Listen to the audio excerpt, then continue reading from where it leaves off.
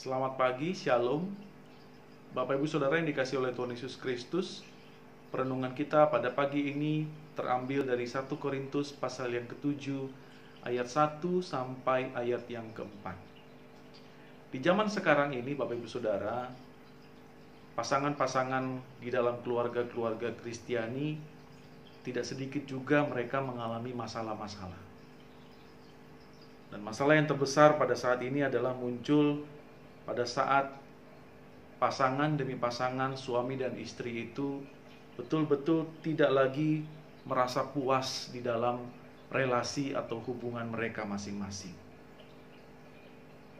Ada banyak sekali tawaran-tawaran kenikmatan dunia yang diberikan dan masuk ke dalam keluarga-keluarga Kristiani, dan malah itu menjadi sebuah pelarian, Bapak Ibu Saudara.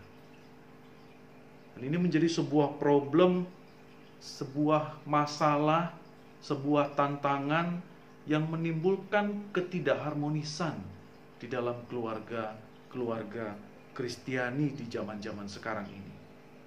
Akibatnya membuat makna pernikahan itu menjadi abu-abu, menjadi kabur, menjadi tidak jelas. Dan kita tahu bahwa tujuan dari perkawinan itu pada saat mereka mengucapkan janji setia, itulah menjadi tujuan awal mereka. Dan itu menjadi luntur. Tidak lagi tegas, tidak lagi jelas, tetapi sudah menjadi kabur. Dan bahayanya lagi Bapak Ibu Saudara, berkaitan dengan bacaan kita dan kondisi jemaat Korintus pada waktu itu, dosa percabulan mengintip pada setiap perkawinan suci yang dibangun di atas janji kepada Tuhan. Dan inilah yang perlu diwaspadai dan juga menjadi tekanan penting di dalam bacaan kita.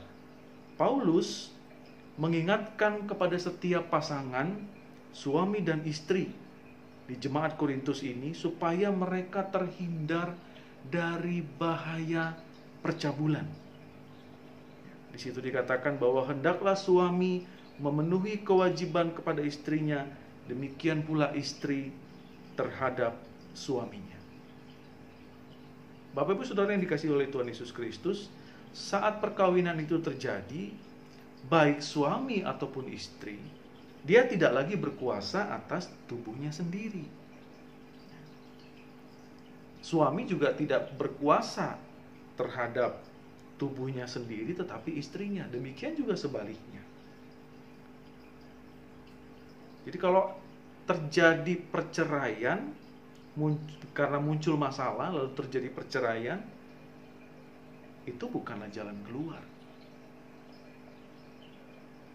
Paulus menawarkan bahwa sebuah solusi yang terbaik antara suami dan istri, agar mereka saling menjauh dulu dengan persetujuan bersama, tetapi bukan tujuannya untuk perceraian.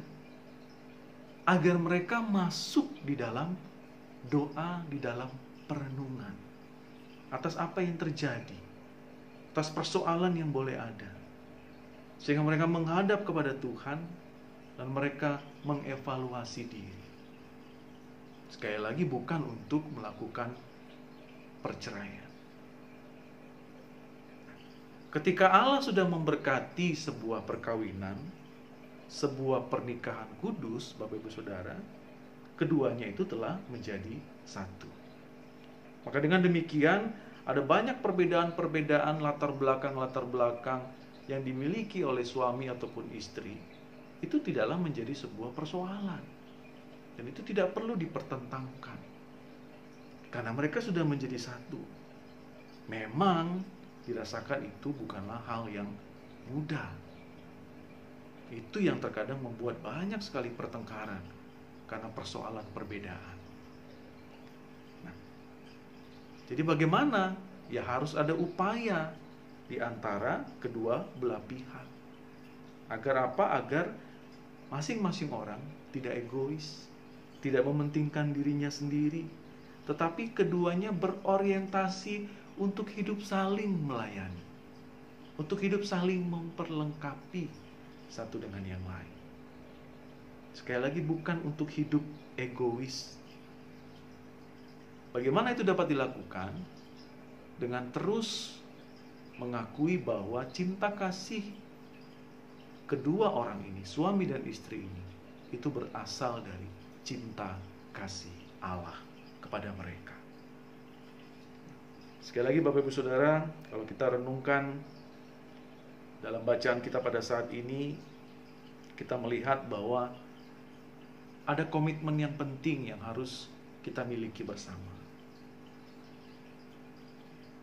Dan inilah yang akan menjauhkan setiap keluarga-keluarga, setiap pasangan-pasangan yang sudah mengaku iman percaya kepada Tuhan dan menyerahkan pernikahan kudus mereka kepada Tuhan, sehingga Allah memberkati mereka. Kalau mereka masuk dalam setiap persoalan-persoalan, biar itu semua menjadi sebuah komitmen bersama untuk mereka selesaikan.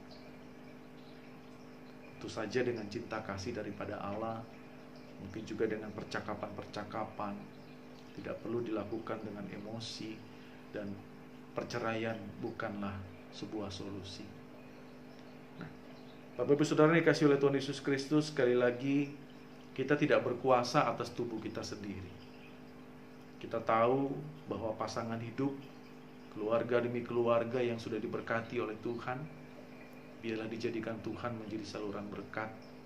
Kita terus boleh mempertahankan keimanan kita, kerukunan di dalam keluarga, cinta kasih Allah, itu selalu ada di dalam kehidupan kita, khususnya keluarga demi keluarga Kristiani yang ada sampai pada saat ini. Biarlah kita minta kekuatan kepada Tuhan, Bapak Ibu Saudara. Kita yakin dan percaya, walaupun ada persoalan, walaupun ada pertikaian, walaupun sering kali ada pertengkaran, tapi kita tahu, kita yakin dan percaya bahwa Tuhan memberkati kita, dan kita masuk dalam perenungan-perenungan kita. Lalu kita terus boleh masuk juga di dalam doa. Kita boleh berdoa untuk istri kita, kita juga boleh berdoa untuk suami kita, kita berdoa juga untuk anak-anak kita. Karena memang itulah kewajiban kita, untuk boleh saling menguatkan satu dengan yang lain, memberikan dukungan sepenuhnya kepada orang-orang terdekat kepada kita. Kita punya komitmen itu sebagai orang-orang percaya kepada Tuhan. Selamat beraktivitas untuk hari ini Bapak Ibu Saudara. Tetap jaga kesehatan, tetap social distancing, dan kita akan melewati pandemik corona ini tidak lama lagi kalau kita patuh, taat, dan setia kepada aturan-aturan dari pemerintah. Tuhan Yesus memberkati kita. Amin.